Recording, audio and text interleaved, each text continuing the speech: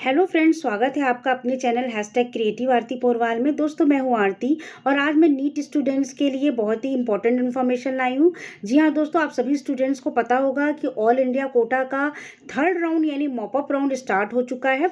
तो mop up round के registration में सभी कैंडिडेट्स, सभी स्टूडेंट्स को कुछ कन्फ्यूज़न हो रहा है कि क्या हम एलिजिबल हैं या नहीं है। तो आज मैं यही कन्फ्यूज़न आपका इस वीडियो में दूर करूँगी और मेरे वीडियो को पूरा देखिएगा, बिल्कुल भी स्किप मत करिएगा, क्योंकि मैं आज सारे पॉइंट्स पर बात करूँगी कि कौन से फर्स्ट राउंड हो चाहे सेकंड राउंड हो, स्टेट कोटा की काउंसलिंग हो या ऑल इंडिया कोटा की काउंसलिंग हो, कि आपकी जो डिपॉजिट मनी है, सिक्योरिटी मनी, रिफंड होगी, कि आपको एडमिशन मिलेगा या नहीं। और दूसरी बात, अगर आपने अभी तक मेरे चैनल को सब्सक्राइब नहीं किया है, मेरे चैनल पे नए हैं, तो जल्दी से मेरे चैनल को सब्सक्राइब कर लीजिए और उसके आगे जो बेल आइकन का बटन है उसे भी प्रेस कर दीजिए, ताकि सारी लेटेस्ट इन्फॉर्मेशन आपको सबसे पहले मिल सके। और अगर आपको ये वीडियो अच्छा लगे तो प्लीज़ इसको लाइक भी करिएगा और शेयर भी करिएगा। तो चलिए दोस्तों, देरी ना करते हुए वीडियो को शुरू करते हैं। सबसे पहले बात करते हैं ऑल इंडिया कोटा के फर्स्ट राउंड की काउंसलिंग की। तो दोस्तों, फर्स्ट राउंड की काउंसलिंग में अगर आपने रजिस्ट्रेशन किया था और आपको सीट अलॉट नहीं हुई थी, तो आप बिल्कुल एलिजिबल हैं मॉपअप राउंड की काउंसलिंग में रजिस्ट्रेशन कराने के लिए, अपनी काउंसलिंग कराने के लिए। लेकिन अगर आपने ऑल इंडिया कोटा के में रजिस्ट्रेशन पहले से ही करा लिया, तो आपको रजिस्ट्रेशन भी नहीं कराना है, आप सिर्फ अपनी जो आगे की काउंसलिंग प्रोसेस है वो करिए।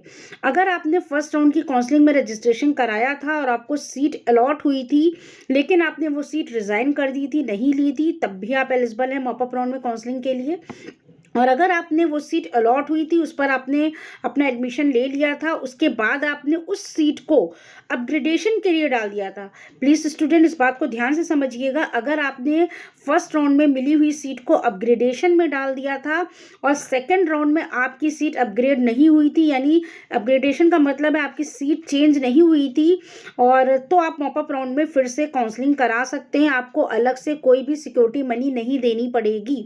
लेकिन अगर आपका सेकंड राउंड में वो कॉलेज अपग्रेड हो गया था, चेंज हो गया था, फिर आपको अगर पॉपअप राउंड में काउंसलिंग कराना चाहते हैं तो आप काउंसलिंग तो करा सकते हैं, लेकिन जो सिक्योरिटी मनी है वो आपको वापस नहीं मिलेगी, वो ट्रांसफ़र नहीं होगी, आपको नई सिक्योरिटी मनी डिपॉजिट करनी पड़ेगी। तो दोस्तों, दोनों बातों में बहुत डिफरेंस है, बहुत ध्यान से इस चीज़ को समझिएगा, क्योंकि बच्चे बहुत सी गलती कर जाते हैं और फिर उनको दिक्कत होती है।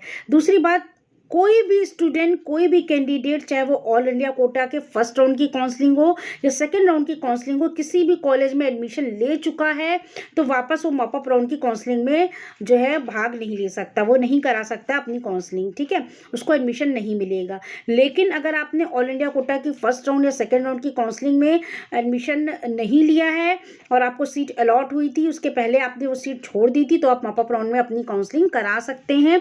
और जिन बच्चों ने ऑल इंडिया कोटा की जो फर्स्ट राउंड और सेकंड राउंड की काउंसलिंग में कोई भी रजिस्ट्रेशन नहीं कराया, वो भी मॉपअप राउंड में एलिजिबल है, वो अपना फ्रेश रजिस्ट्रेशन करा सकते हैं।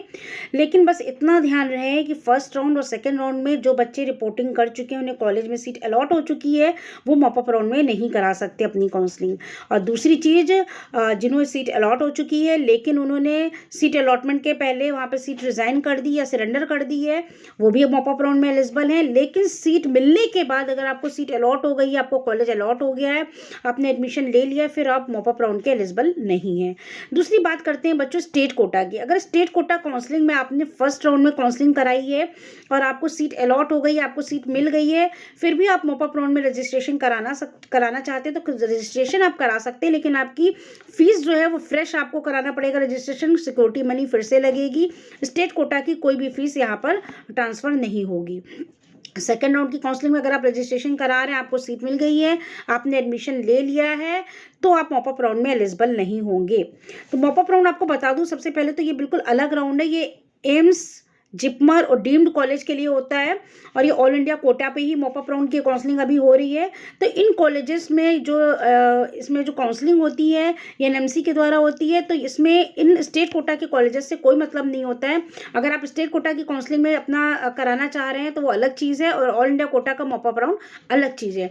तो स्टूडेंट्स बस इतना ध्यान रखें, अगर उन्हें ऑल इंडिया कोटा में फर्स्ट राउंड या सेकंड राउंड में कोई भी कॉलेज अलॉट हो चुका है, सीट मिल चुकी है, तो वो मॉपअप राउंड में अपना रजिस्ट्रेशन मैं उनको एडवाइस करूंगी नहीं कराएं। और दूसरी चीज़ मैं आपको बता दूं कि जो सिक्योरिटी मनी है वो जब्त हो जाती है अगर आपको एडमिशन मिल गया है और फिर भी आप मॉपअप राउंड में अपना करा रहे हैं, तो आपको सिक्योरिटी मनी फिर से देनी पड़ेगी। तो दोस्तों ये कुछ रूल्स हो गए जो मैंने आपको बता दिए। दूसरा मैंने दोस्तों आपको अपग्रेडेशन वाला भी बता दिया कि अपग्रेडेशन के लिए क्या रूल है कि अगर आपका कॉलेज अपग्रेड हो गया है तो आपको सिक्योरिटी मनी फिर से देनी पड़ेगी, लेकिन अगर अपग्रेड नहीं हुआ है तो आपको उसी सिक्योरिटी मनी से काम चल जाएगा, वो उसमें ट्रांसफ़र हो जाएगी, ठीक है। और कुछ फर्स्ट राउंड जो होता है उसमें तो जो फर्स्ट राउंड की सीट्स होती हैं उसमें फ्री होती हैं। अगर आप फर्स्ट राउंड की काउंसलिंग में आपने रजिस्ट्रेशन कराया है तो उस पर आप एग्जिट कर सकते हैं सेकेंड राउंड के, लेकिन जो सेकेंड राउंड की काउंसलिंग होती है उसमें एग्जिट का कोई ऑप्शन नहीं होता। अगर आपने एग्जिट सीट अलॉटमेंट से पहले ही सीट सरेंडर कर दी है, नहीं लिया एडमिशन, तो ही आप एलिजिबल होंगे मॉपअप राउंड के लिए। लेकिन सेकंड राउंड में अगर आपको सीट अलॉट हो गई, आपने अपना वहाँ पर रिपोर्टिंग कर दी, कॉलेज मिल गया है, फिर आप मॉपअप राउंड के लिए एलिजिबल नहीं होंगे। तो दोस्तों आशा करती हूँ आपको ये वीडियो बहुत ही हेल्प मिलेगी आपको इससे। और मॉपअप राउंड में आप जिन बच्चों का भी एडमिशन नहीं हुआ उनको मॉपअप राउंड के लिए बेस्ट ऑफ लक है, और आपको जो है होप की अच्छी सीट मिल जाए। तो दोस्तों इस वीडियो को लाइक करिएगा, मेरे चैनल को सब्सक्राइब करिएगा। Thank you.